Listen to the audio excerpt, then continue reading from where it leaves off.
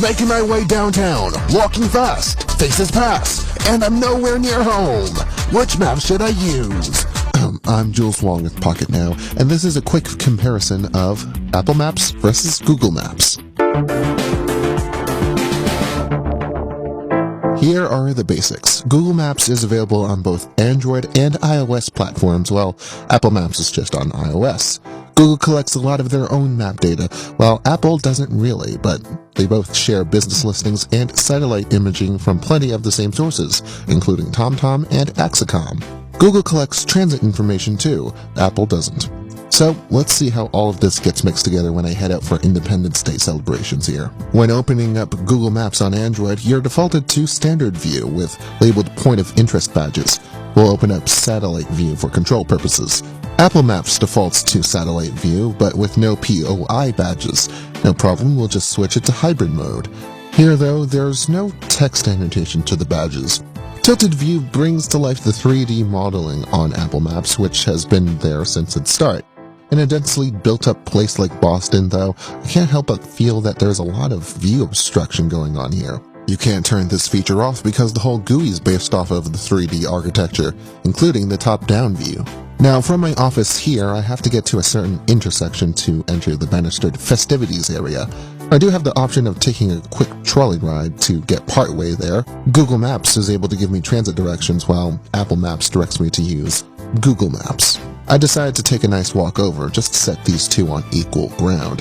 While Siri has trouble interpreting where I want to go, after a little phrase coaxing, both apps plotted similar courses through the Boston Common.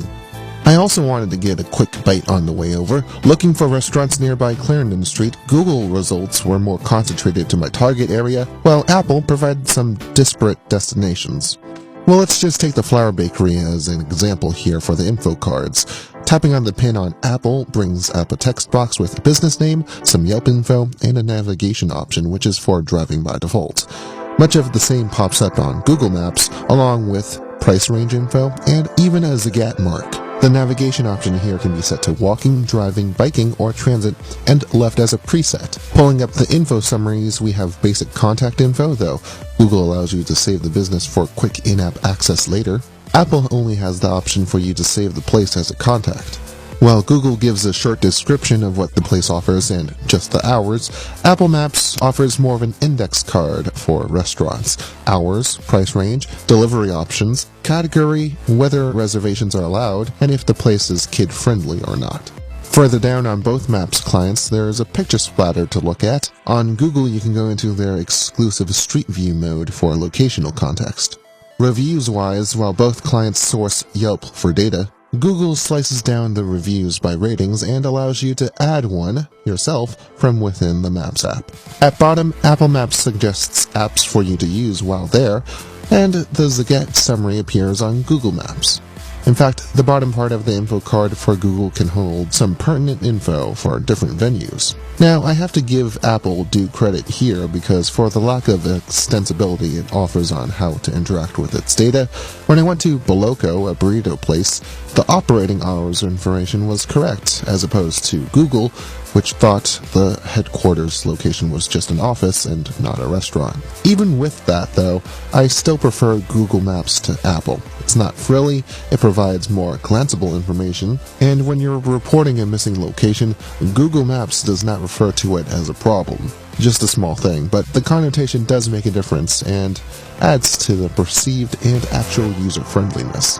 And at the end of your trip, don't we need a user-friendly Maps client? Thanks for watching this comparison, and while we do know that there are plenty of third-party apps out there, we want to know which of the two would you go with. Leave that in the comments below, as well as a thumbs up and a subscription if you think we're worthy of it. Follow us on social media and at our website, pocketnow.com. I'm Jules Wong, at Green.0 on Twitter. One way or another, I'll find you. It's a blondie joke. See you soon.